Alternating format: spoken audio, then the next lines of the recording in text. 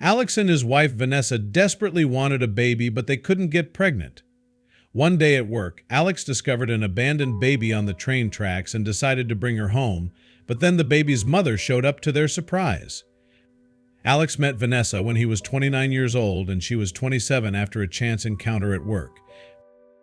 He had just finished his shift driving trains in New York and spotted her on the platform. She was busy reading a book and didn't notice when a thief approached her. Alex yelled and Vanessa resisted when the criminal grabbed her purse, but he took a knife and stabbed her side. Alex wanted to run and catch him, but he stayed and covered Vanessa's wound instead. He also got on the ambulance with her. She was scared and alone.if I don't make it. Can you call my mother? Tell her all my banking information is saved on my computer. She can keep everything, Vanessa pleaded with Alex, who was still just a stranger to her, but Alex didn't let her continue. You're going to recover from this. You are young and strong. You can do this, he said vehemently while holding her hand. Luckily, the doctors patched her up and said that she would have a full recovery. Alex visited Vanessa every day at the end of his shift after that, and they got to know each other. They started dating when she was discharged and married a year later, as their dreams aligned perfectly. They began trying for a baby because they wanted a big family. Unfortunately, Vanessa couldn't get pregnant. When they visited the OB-GYN, the doctor revealed her past injury would make it almost impossible for her to have children and offered several other options such as surrogacy or adoption if they wanted to start a family. Darling, I think we have to contemplate these options. There are different ways to have a family and there's a kid out there without any parents waiting for us. Alex tried to persuade his wife days after their visit to the doctor. I don't want to talk about that right now, she answered sullenly. She remained detached for several days, but Alex needed her to talk. Honey, we should go to a therapist. You need some help to heal from this news, and it'll be great for us in the long run, he suggested. Vanessa agreed because she had not dealt with the trauma of the robbery and how it caused her to infertility. It seemed to work. She opened up to the therapist and seemed happier. But one day, Vanessa finally came out with the truth. The reason I've been so detached is that I think we should get a divorce and you should find a woman who can give you kids. What? Alex shouted unexpectedly. No way! I don't want another woman. If you don't want children at all, that's fine. But I love you. I want you. You're my wife. We are a family whether we have kids or not. Vanessa smiled and cried in his arms that night. After several more months of therapy, they both settled into a life without kids. Years went by and their love never wavered. They doted on their nieces and nephews while enjoying their own little family. Alex was 40 years old when everything changed.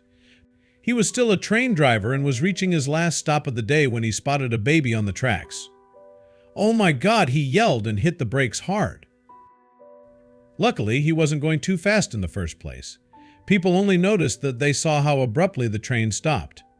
Alex got out of the locomotive and grabbed the child. It was a girl around 5 months old.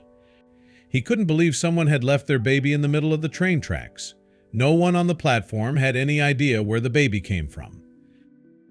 Authorities checked the CCTV and saw a hooded man laying the baby on the rails when no one was looking.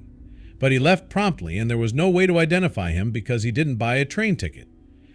The police called CPS, which instructed for the baby to be brought to the hospital first. Alex asked what hospital and then went home to pick up Vanessa. She didn't know what was going on but followed him. They got to the hospital and talked with the social worker, Janice. How is the baby? Alex asked her. Vanessa frowned at him as she still had no idea what was going on. Janice looked at him and answered, Oh, the doctor said she'll be fine. Babies are surprisingly sturdy. Alex finally explained to Vanessa what happened at the train station, and she knew why he had brought them there. Janice, is the baby going to an orphanage? Can we be her foster home instead? She asked. Oh, I see. You'll have to take a class, fill out paperwork, and be approved, but it's doable, especially since your husband managed to save that baby by stopping the train on time. Janice answered. She took the baby while the couple made arrangements to bring her home. After 2 weeks of inspections and going to class, Janice signed her approval and gave them the baby. She doesn't have a name and we have yet to find any registry of her, the social worker revealed. That's okay. We'll call her Miracle in the meantime, Vanessa replied and said goodbye to Janice. For 1 week, they were happy to parent the baby girl, but then the police called and told them that the mother had been found. Vanessa was reluctant. She left her baby with a man who left her on the train tracks to die. She pouted, "Honey, we don't know what happened. What if that man stole her baby and she has been desperately searching for her for weeks?" Alex added reasonably, "You're right," she agreed. They went to the station and met the baby's mother, Amira, who rushed to them in tears. Thank you so much, my baby. You saved her."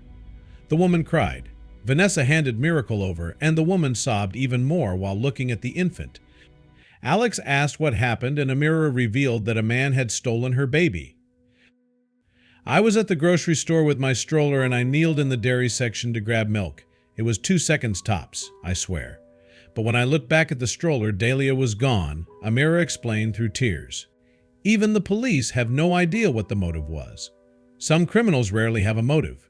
They're just psychos. "Her name is Dahlia." "That's beautiful," Vanessa replied, both happy and sad that they were losing the child. Amira thanked them again for everything they did and left with her baby. Alex and Vanessa went home, still feeling bittersweet from that encounter. Alex was afraid Vanessa would go into depression again, but he was wrong. "I have an idea." "Let's adopt a child," Vanessa suggested to his surprise. "You were right years ago. Dahlia was not meant for us, but a baby out there needs parents. Let's do it," she encouraged. Alex smiled at his wife and agreed wholeheartedly. A year later, Janice introduced them to a 2-month-old girl abandoned at a fire station. They named her Miracle.